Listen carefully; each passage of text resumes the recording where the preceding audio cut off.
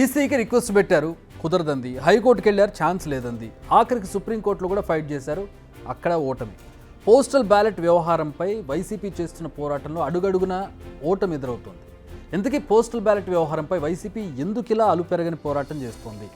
అసలు ఏపీ ఎన్నికల్లో postal ballot ఓట్లు ఎందుకు ఇంత కీ రోల్ ప్లే చేస్తున్నాయి? గతంలో ఎప్పుడు పోస్టల్ బ్యాలెట్కి ఇంత ప్రాధాన్యత ఇవ్వలేదు. అసలు పోస్టల్ బ్యాలెట్ లెక్కింపు అంటేనే ఎవరు లెక్క చేయరు. కానీ ఈసారి ఎందుకు ఇలా? తెర ముందే కనిపించే కారణాలతో పాటు నేతల మాటల వెనుక అర్థాలు, పరమార్థాలు ఏంటో తెలుసుకుందాం. ఏపీలో ఈసారి నమోదైన పోస్టల్ బ్యాలెట్ ఓట్లు 4,44,216.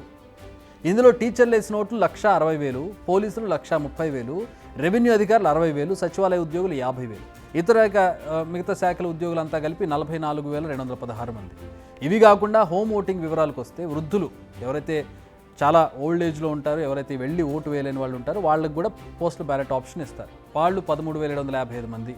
ఎమర్జెన్సీ కార్మికులు ఉంటారు, వీళ్ళు 27,100 మంది. దివ్యాంగులు 12,718 మంది. సర్వీస్ ఓటర్లు 41,398 మంది. వీళ్ళంతా ఓటేశారు, అది ఎన్నికలకు ముందు. అంటే మొత్తం కలిపి 5,39,187 మంది ఓట్లు ఇప్పుడు బ్యాలెట్ బాక్సులు నిక్షిప్తమై ఉన్నాయి. ఇవి పోస్టల్ బ్యాలెట్ డీటెయిల్స్. అయితే పోస్టల్ బ్యాలెట్పై వైసీపీకి ఉన్న అభ్యంతరాలు ఏంటి? ఎలక్షన్ కమిషన్ నిర్ణయం తీసుకుంది. అదేంటంటే ఏపీ ఎన్నికలకు సంబంధించి పోస్టల్ బ్యాలెట్పై రిటర్నింగ్ అధికారి సీల్ లేకుండా అనుమతించాలి. ఆర్ఓ సీల్ లేదని తిరస్కరించొద్దు. ఆర్ఓ సంతకం ఉన్న పోస్టల్ బ్యాలెట్లు కూడా చెల్లుబాటు అవుతాయి. దీనిపైనే వైసీపీ నేతలు అభ్యంతరం వ్యక్తం చేస్తున్నారు.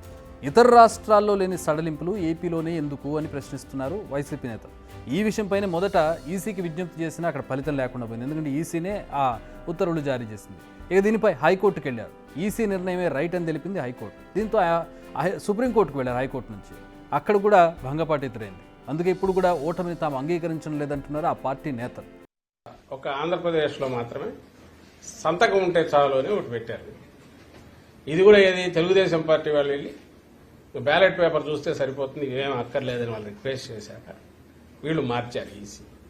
దాంట్లో క్లియర్గా బ్లాటెంట్ వయలేషన్. నీ ప్రొసీజర్స్, నువ్వు ఫామ్ చేసుకున్న రూల్స్ నువ్వు వైలేట్ చేస్తుంది ఈసీ. అది కూడా ఇప్పుడు పోలింగ్ అయిపోయిన తర్వాత, పోలింగ్కు ముందు డెసిషన్ తీసుకుని కంట్రీ అంతా ఇంప్లిమెంట్ చేస్తే అది న్యాయమైంది, నిష్పక్షపాతంగా ఉన్నది. పోలింగ్ అయిపోయింది, కౌంటింగ్ దగ్గరకు వచ్చాక అది ఒక స్టేట్లో ఇక్కడ మాత్రమే ఇలాంటి ఎగ్జామ్షన్ ఇవ్వడం అనేది విడ్డూరంగా కనపడుతుంది, అనుమానాస్పదంగా కూడా ఉంది. అదే రైట్ చేసాం. But court doesn't want to interfere at this juncture. కాలేమని అది court can take that call. అది ఇండిపెండెంట్ వ్యవస్థ, అది ఇండిపెండెంట్ వ్యవస్థ. కానీ మాకున్న హక్కు పొలిటికల్ పార్టీగా ఏదుందో దాన్ని అయితే పూర్తి ఎగ్జాస్టివ్గా వాడుకున్నాం. ఎందుకే పోస్టల్ బ్యాలెట్ ఓట్ల విషయంలో వైసీపీకి ఎందుకు ఇంత భయం? దీనికి ఆన్సర్ తెలియాలంటే కాస్త వెనక్కి వెళ్ళాలి. నియోజకవర్గాల్లో సగటున చూసుకుంటే ప్రతి నియోజకవర్గంలోనూ దాదాపు 4,000 పోస్టల్ బ్యాలెట్ ఓట్లు పోలయ్యాయి.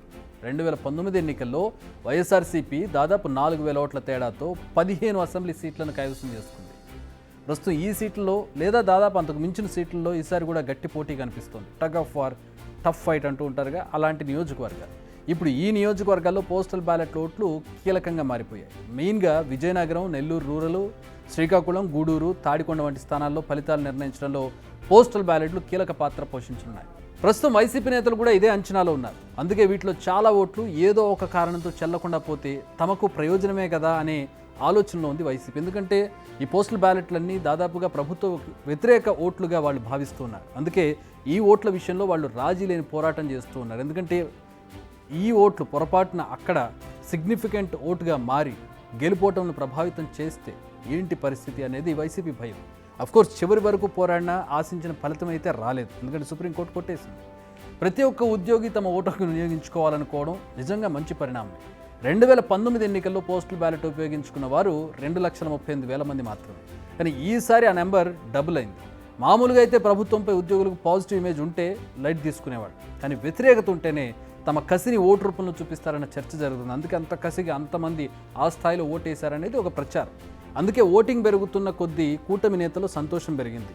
ఆ ఓట్లన్నీ తమకే పడ్డాయని వాళ్ళు బలంగా నమ్మారు.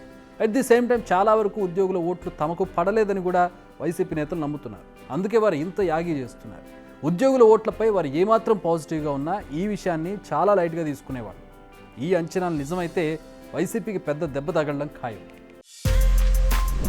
బిగ్ టీవీ అవుట్లుక్ కథనాలు నచ్చితే వెంటనే బిగ్ టీవీ ఛానల్ ను సబ్స్క్రైబ్ చేయండి.